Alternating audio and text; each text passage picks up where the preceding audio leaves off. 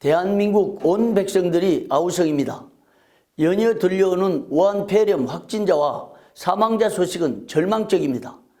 사랑하는 동역자들이 머물고 있는 대구의 처참한 소식을 들을 때마다 가슴이 메이고 한 교단에서 동거동락하며 살아왔던 동역자들과 교회에 무서운 전염병이 창궐하여 고통을 받고 있으니 눈시울이 뜨거워집니다.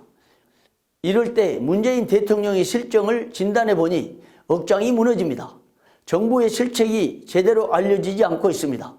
문 대통령과 정부의 실책이 무엇일까요? 최근에 벌어진 상황들을 하나씩 분석, 파악해 보겠습니다. 첫째, 문 대통령은 자국민이 죽어가는데도 절박성을 보이고 있지 않는 것 같습니다.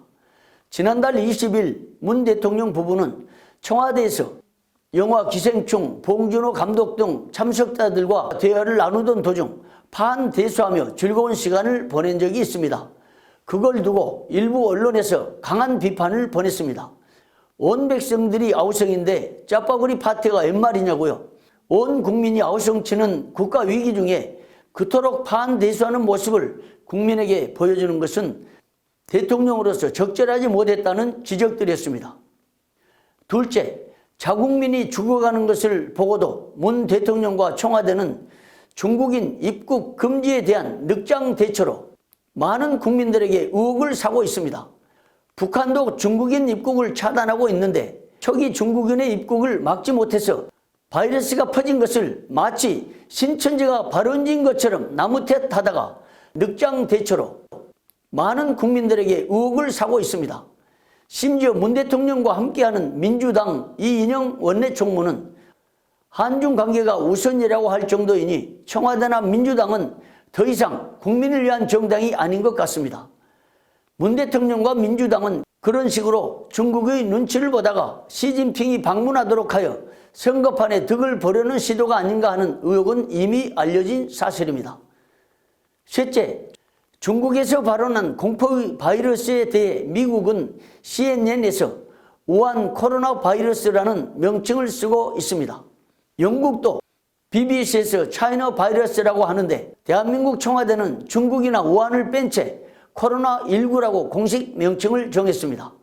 그러다가 나중에는 마치 신천지가 발원지인 것처럼 몰아가고 있고 한때는 대구 코로나 사태 운운하기도 했죠. 대구 코로나 운운한 대통령의 시국간에는 큰 문제가 있습니다. 넷째, 문 대통령의 중국 사대주의 발상, 김정은에 대한 끈질긴 구애, 대한민국 대통령이 아닌 것 같습니다. 사대주의 사상으로 중국에 굴종하고 있으며 북한 김정은을 향한 구애가 도에 지나치고 있기 때문입니다. 온 국민이 아우성인 와중에 문 대통령은 중국의 어려움이 우리의 어려움 함께 극복해야 한다는 요지의 발언을 했습니다.